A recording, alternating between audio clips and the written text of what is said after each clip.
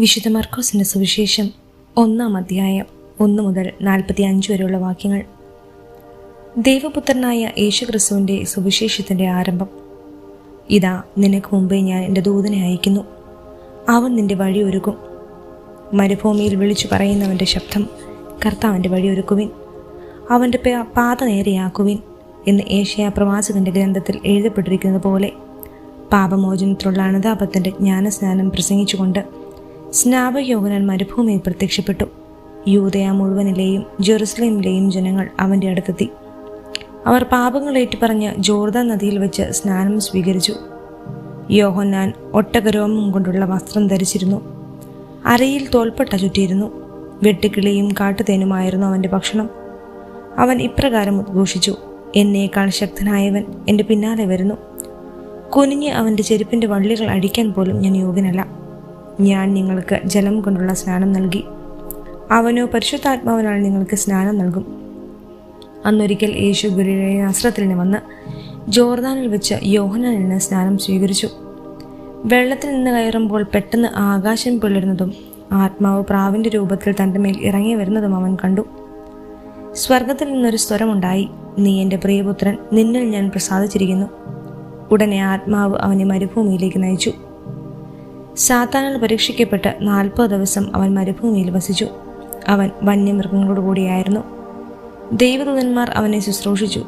യോഹന്നാൻ ബന്ധനസ്ഥനായപ്പോൾ യേശു ദൈവത്തിൻ്റെ സുവിശേഷം പ്രസംഗിച്ചുകൊണ്ട് ഗലീലയിലേക്ക് വന്നു.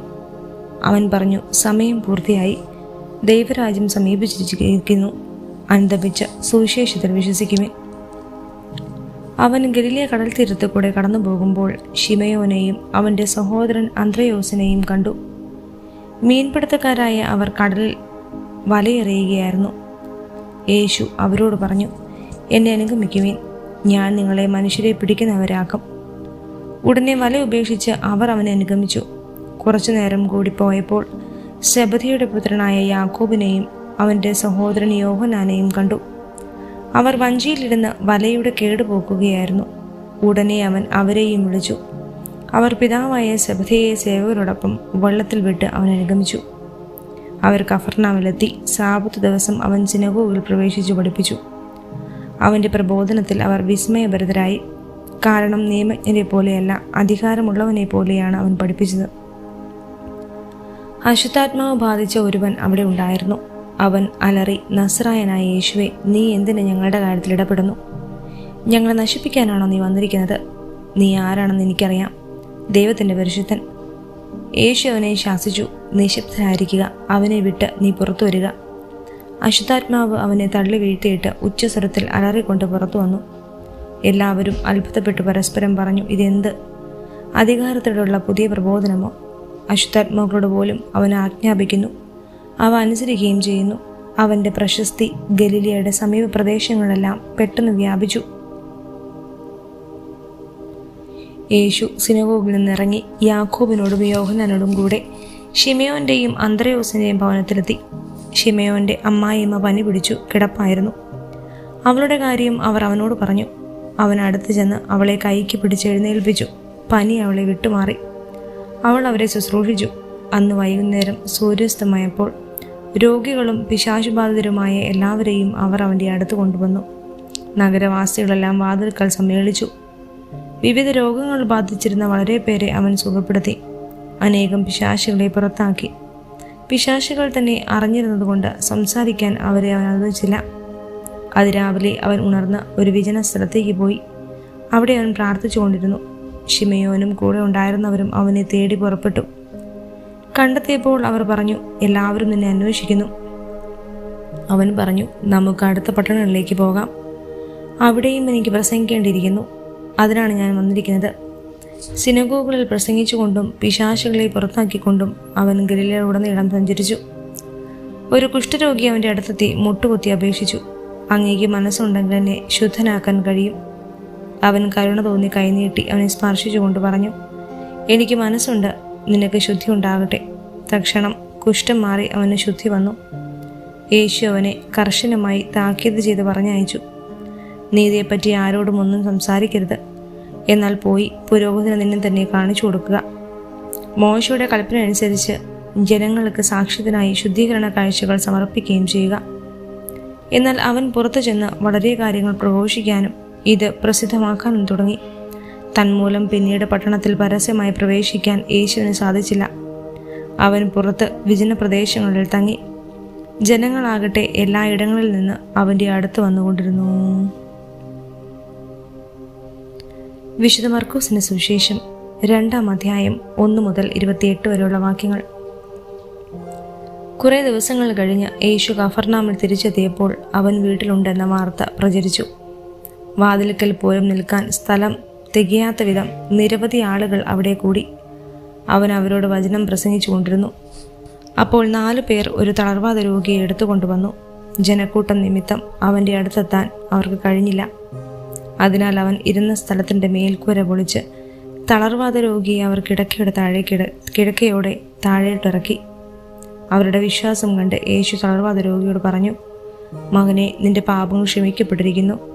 നിയമജ്ഞരിൽ ചിലർ അവിടെ ഇരിപ്പുണ്ടായിരുന്നു. അവർ ചിന്തിച്ചു, എന്തുകൊണ്ടാണ് ഇവൻ ഇപ്രകാരം സംസാരിക്കുന്നത്? ഇവൻ ദൈവദൂഷണം പറയുന്നു. ദൈവത്തിനല്ലാതെ മറ്റാർക്കാണ് പാപം ക്ഷമിക്കാൻ സാധിക്കുക? അവർ ഇപ്രകാരം വിചാരിക്കുന്നുവെന്ന് മനസ്സിലാക്കി യേശു അവരോട് ചോദിച്ചു, എന്തുകൊണ്ടാണ് നിങ്ങൾ ഇങ്ങനെ ചിന്തിക്കുന്നത്? ഏതാണ് എളുപ്പം, തളർവാദ രോഗിയോട് നിന്റെ പാപങ്ങൾ ക്ഷമിക്കപ്പെട്ടിരിക്കുന്നു എന്ന് പറയുന്നതോ, എഴുന്നേറ്റ് നിന്റെ കിടക്കയും എടുത്ത് നടക്കുക എന്ന് പറയുന്നതോ? എന്നാൽ ഭൂമിയിൽ പാപങ്ങൾ ക്ഷമിക്കാൻ മനുഷ്യപുത്രന് അധികാരമുണ്ടെന്ന് നിങ്ങൾ അറിയേണ്ടതിന് അവൻ തളർവാദ രോഗിയോട് പറഞ്ഞു, ഞാൻ നിന്നോട് പറയുന്നു, എഴുന്നേറ്റ് നിന്റെ കിടക്കയും എടുത്ത് വീട്ടിലേക്ക് പോവുക. തക്ഷണം അവൻ എഴുന്നേറ്റ് കിടക്കയും എടുത്ത് എല്ലാവരും കാണുകെ പുറത്തേക്ക് പോയി. എല്ലാവരും വിസ്മയിച്ചു. ഇതുപോലൊന്ന് ഞങ്ങൾ ഒരിക്കലും കണ്ടിട്ടില്ല എന്ന് പറഞ്ഞ് അവർ ദൈവത്തെ മഹത്വപ്പെടുത്തി. യേശു വീണ്ടും കടൽ തീരത്തേക്ക് പോയി. ജനക്കൂട്ടം അവൻ്റെ അടുത്തെത്തി. അവൻ അവരെ പഠിപ്പിച്ചു. അവൻ കടന്നുപോയപ്പോൾ ഹൽപ്പയുടെ പുത്രനായ ലേവി ചുങ്കസ്ഥലത്തിരിക്കുന്നത് കണ്ട് അവനോട് പറഞ്ഞു, എന്നെ അനുഗമിക്കുക. അവൻ എഴുന്നേറ്റ് യേശുവിനെ അനുഗമിച്ചു. അവൻ ലേവിയുടെ ഭവനത്തിൽ ഭക്ഷണത്തിനിരിക്കുമ്പോൾ അനേകം ചുങ്കക്കാരും പാപികളും അവൻ്റെയും ശിഷ്യരുടെയും കൂടെ ഇരുന്നു. കാരണം അവനെ അനുഗമിച്ചവർ നിരവധിയായിരുന്നു. അവൻ പാപികളോടും ചുങ്കക്കാരോടുമൊപ്പം ഭക്ഷണം കഴിക്കുന്നത് കണ്ട് ഫരിസേയരിൽപ്പെട്ട ചിലർ നിയമജ്ഞർ ശിഷ്യന്മാരോട് ചോദിച്ചു, അവൻ ചുങ്കക്കാരുടെയും പാപികളുടെയും കൂടെ ഭക്ഷിക്കുന്ന എന്ത്? ഇത് കേട്ട് യേശു പറഞ്ഞു, ആരോഗ്യമുള്ളവർക്കല്ല, രോഗികൾക്കാണ് വൈദ്യനെ കൊണ്ട് ആവശ്യം. നീതിമാന്മാരെയല്ല, പാപികളെ വിളിക്കാനാണ് ഞാൻ വന്നിരിക്കുന്നത്. യേശുവിൻ യോഹന്നാൻ്റെ ശിഷ്യന്മാരും ഫരിസേയരും ഉപവസിക്കുകയായിരുന്നു.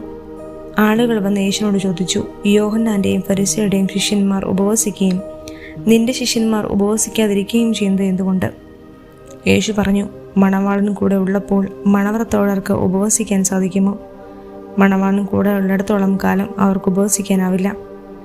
മണവാളൻ അവരിൽ നിന്ന് അകറ്റപ്പെടുന്ന കാലം വരും, അന്ന് അവർ ഉപവസിക്കും. ആരും പഴയ വസ്ത്രത്തിൽ പുതിയ കഷ്ണം തുന്നിപ്പിടിപ്പിക്കാറില്ല. അങ്ങനെ ചെയ്താൽ തുന്നിച്ചേർത്ത കഷ്ണം അതിൽ നിന്ന് കീറിപ്പോരുകയും കീറൽ വലുതാവുകയും ചെയ്യും. ആരും പുതിയ വീഞ്ഞ് പഴയ തോൽക്കുടങ്ങളിൽ ഒഴിച്ചു വയ്ക്കാറില്ല.